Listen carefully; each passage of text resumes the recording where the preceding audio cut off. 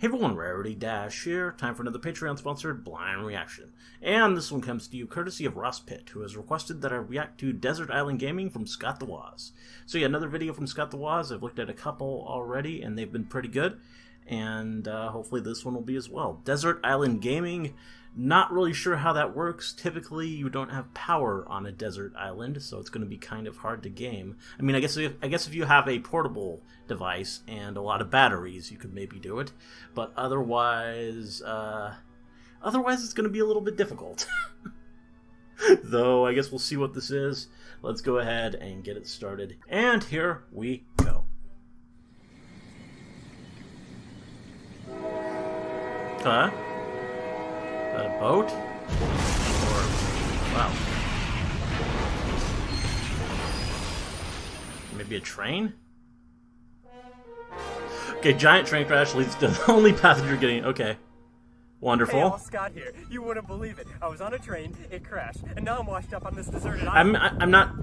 I really shouldn't have worn this shirt today. Wow. Well, at least I'm wow. smart. I have all the necessities I need to survive right here in this bag. Oh man, damn it, this is all I brought. Islands are the #1 source of actually finding time to play Brink. They're great. I love them. Can't get enough. This is a conversation every self-respecting video game players have with their friends and doctor at some point. If you could only play one game for the rest of your life, what would you play? Or to add more context to the question, if you were stranded on a deserted island and could only bring one or a couple of games with you to play for as long as you're isolated from society, what games would you bring? I mean, I'm gonna be on this island for the rest of my life, apparently. Might as well actually play Brink. Now, Desert Island games are tricky to pick. They don't necessarily have to be my all-time favorite games. They're more so games that I wouldn't really get tired of.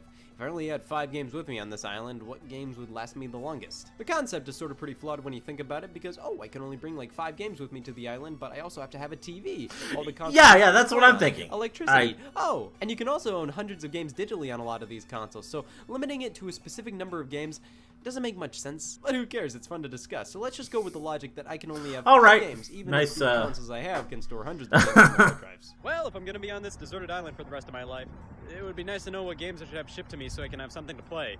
I have a lot of time on my hands, so why not?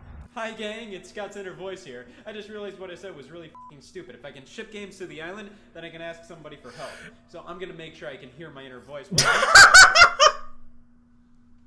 Well, let's talk about my 5 Desert Island games. Wow. 5 Desert Island games. We're kind of going out of our way for this premise, the obvious choices would be everlasting titles, open worlds, games that don't specifically have an end, or if they do, it's a good few hundred hours away. See, that's why we have to head to howlongtobeat.com.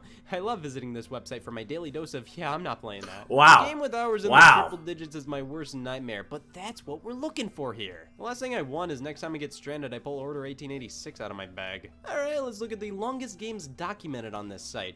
I'm not in the mood to play Football Manager 2017 for the rest of my life, so let's just keep going down. And the first game on this list I have any affinity for is Animal Crossing New Leaf. Really, any Animal Crossing game would be a good fit to be played for eternity, especially to maintain a sense of community while dying slowly here. Instead of living actual life trying to survive on an island, how about living life leisurely in a town full of animals? Playing this would be a fun escape from the reality of being stranded.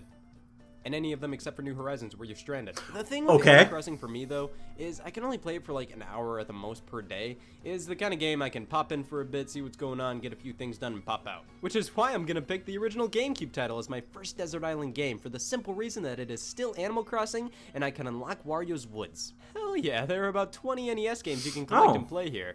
Now, some of them are obtained within the game, some of them you need codes to unlock, and some of them you need cheat devices to get. But hey, the Desert Island rules don't say I can't use cheating devices alongside my game, so yes, I pick Animal Crossing for its everlasting play value and for also being the Desert Island rules seem kind of arbitrary. That's why I wouldn't pick any of the titles after the GameCube one. Those have far more to do.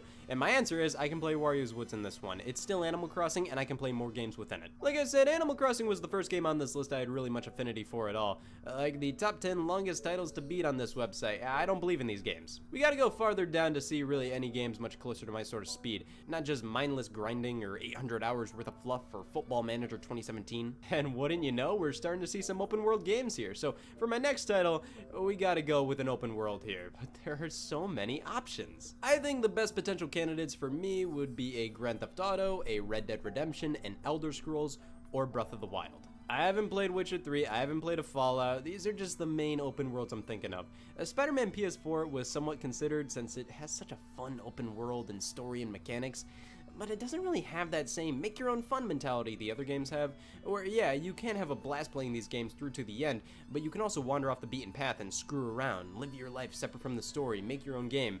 Spider-Man doesn't really have that. And look at something like Skyrim. When you beat Skyrim, you still didn't really beat Skyrim. You can play it again, doing things in completely different ways, or just explore new areas, try new things, create your own experience. That's pretty cool. Grand Theft Auto is a series I love not playing for the game and just playing for the sandbox, entering cheat codes, trying to last as long as I can with a big fat wanted rating with police flipping out, chasing me around.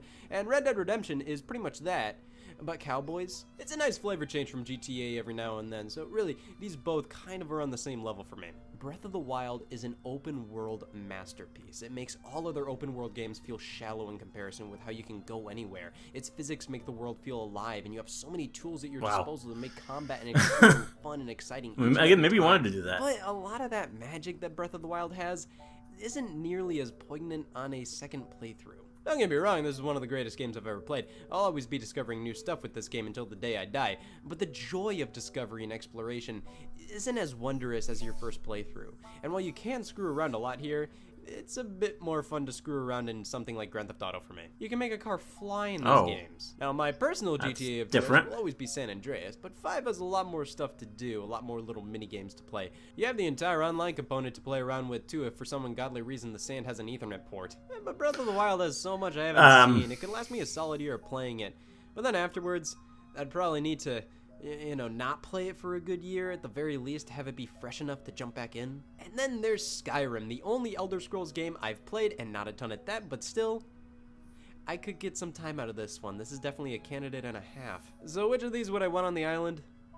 I think Grand Theft Auto is almost mandatory. I think Breath of the Wild is the better game than all the GTAs I've played, but I can just foresee Grand Theft Auto lasting me much longer in terms of the sandbox element of it all. Yeah, I can screw around in Breath of the Wild, but screwing around in Grand Theft Auto can lead to pandemonium. I'll pick 5 just because it has more variety and stuff to do than San Andreas, and I'm also not banking on the online portion of GTA 5 here. Depending on internet on an island is tough stuff. Yeah, I would think so. You can't have one without the other. Animal Crossing and Grand Theft Auto 5.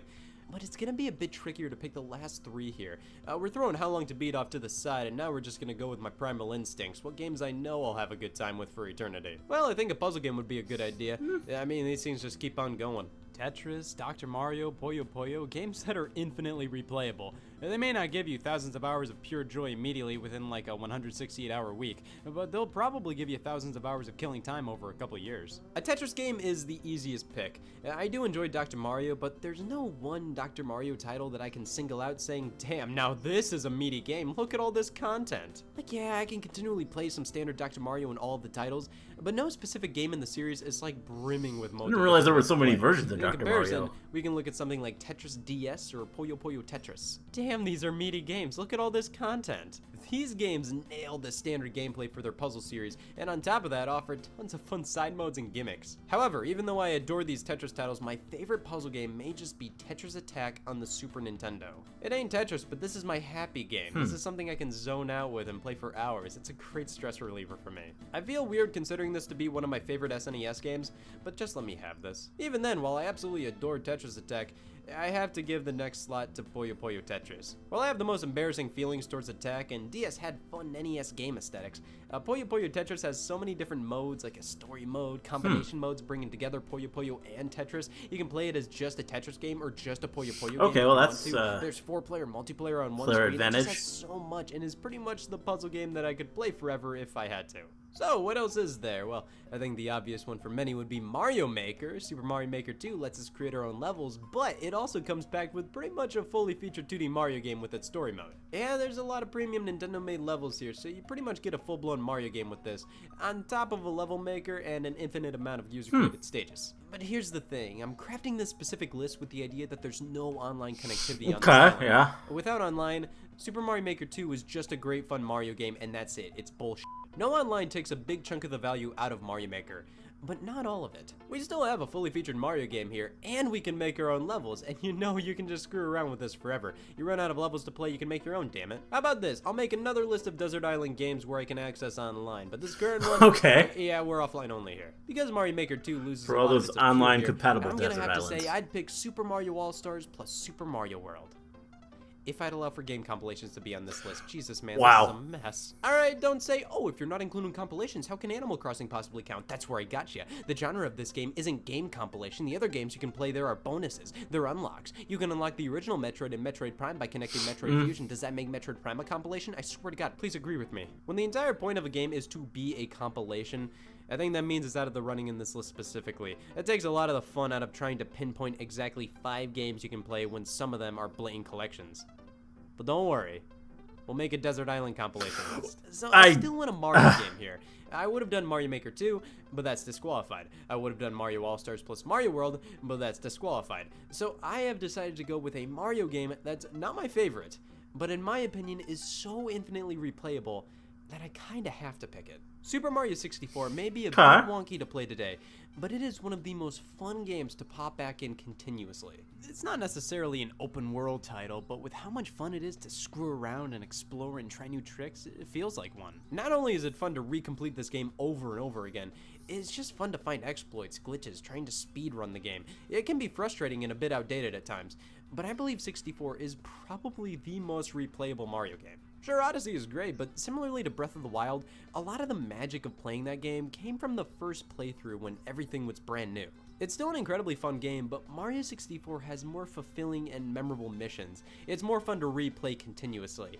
I probably like Odyssey more than 64 overall, but I feel like I'd weirdly get more out of 64 by having it on a deserted island. And I know my favorite game is Galaxy, and while I'd love to bring it, I could play and beat that game for breakfast every day. I wouldn't get tired of it.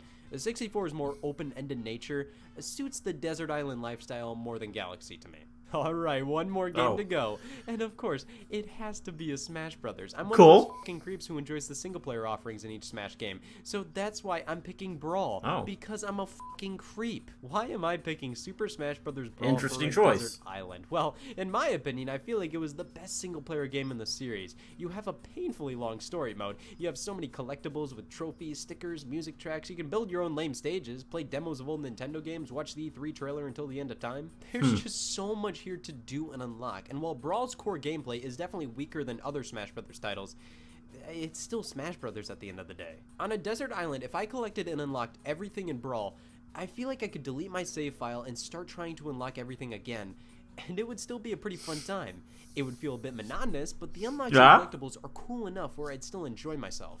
I feel like if I would do that with Smash for 3DS, Wii U, or Ultimate, it would be incredibly boring. The collectibles aren't nearly as enjoyable. If They really aren't. In the picture, I'd probably pick Ultimate, but for the offline non-compilation list, this is what I got. But Scott might ask, what about compilations? Alright, if I could include video game compilations in my list of desert island games, here are the top 5 for me. Rare Replay. I mean, it has 30 games. I mean, some of these games, I'm sure you've been resting easy knowing nobody would ever shit on Attic Attack, but here we are. I mean, it's 30 games. Not all of them are going to be winners, but there's enough variety, great iconic games, and bonus objectives and features to make this game easily worthy of the list. Namco arcade games make me squee. Pac-Man, Ms. Pac-Man, Galaga, Dig Dug, Rally X, Gapless. I never get tired of these things, so obviously a Namco Museum has got to be here. I'll go with Namco Museum Virtual Arcade. Look at all these games. Plus you got Ms. Pac-Man. That game's totally up in the air whether or not it's included in Namco Museums. I'm not going to play this collection constantly, but these are games I can play here and there forever yet never get tired of. And this is definitely in the same league as the puzzle games I was talking about earlier.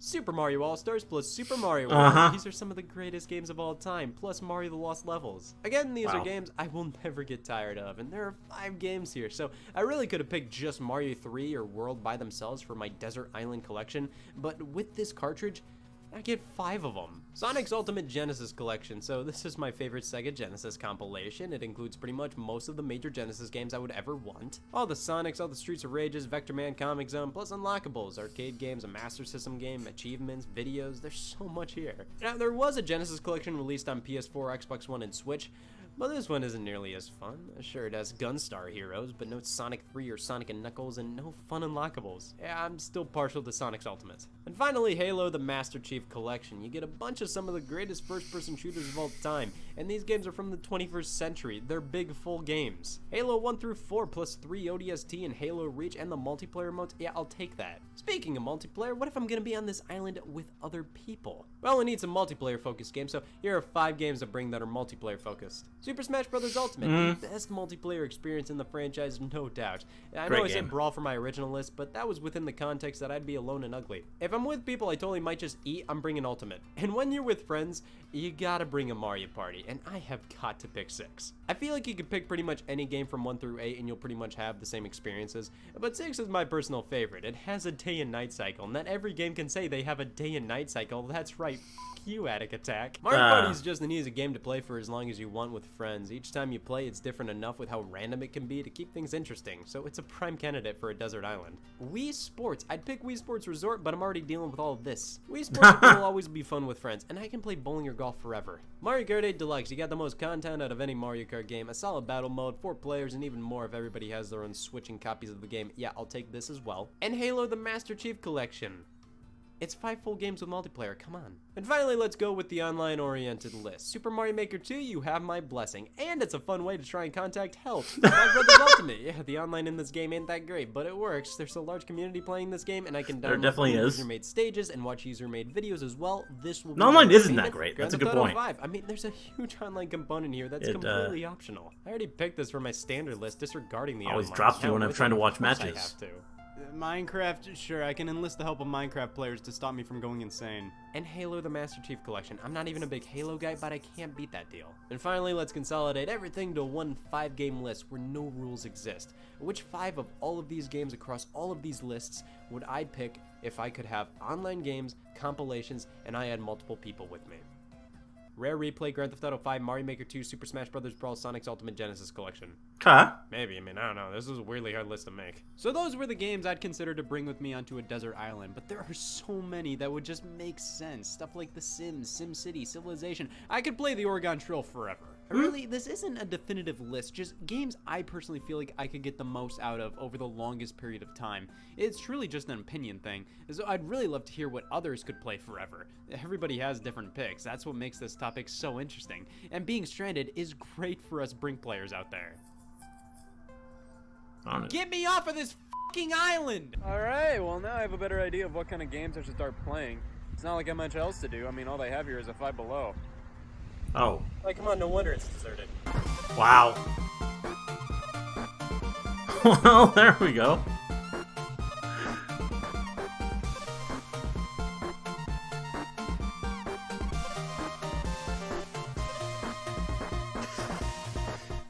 Yeah, interesting concept there. Kind of had to force the concept. It's just sort of a thought experiment. Because realistically, it doesn't make a whole lot of sense. If you're on a desert island, you're not really going to be thinking about gaming all too much. It's going to be a bit difficult to get that working. But, yeah, just the games you would want to play if you could only play a certain number of games. Interesting thing to think about. For me, I don't know. I mean, my tastes are very different from him. I might include like a Smash Bros. Though. That's something that would probably get a lot of that would I would be able to play that for a long time. So yeah, I definitely would need something. I mean, maybe like no. What could I replay forever? So I do like. I'm definitely more into the RPGs and story-driven games, and those ones are difficult. In terms of replay, so you don't really need to replay them very much. I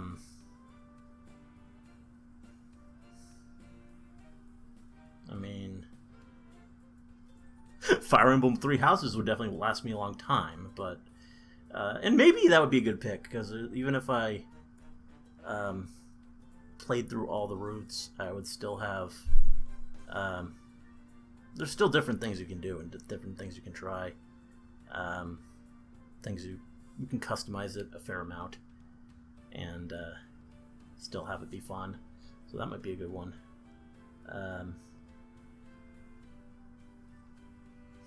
Maybe want a Persona game, but it is still just such a... It's just... Yeah, just pretty much a single linear story, so not really much you can do there, so maybe not. Though it does last a long time. It's a long if you do everything. You could definitely get a good 150 hours out of that. So maybe. But, I don't know.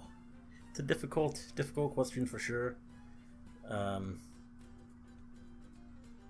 Yeah. Most of the games I play just aren't really built for just being the only thing I'm ever going to play. So, yeah.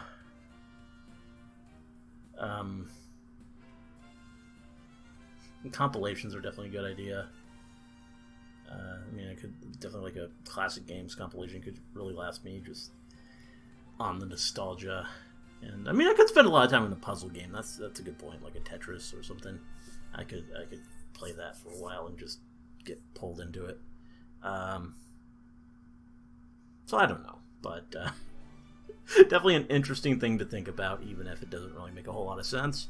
And he he was fun. I mean, I like Scott. I've seen 3 videos now, and he seems like a fun guy, and he's good at making these videos. And this was another pretty entertaining one. So there we go. Hope you liked the reaction. Let me know if you did, and see you in the next one.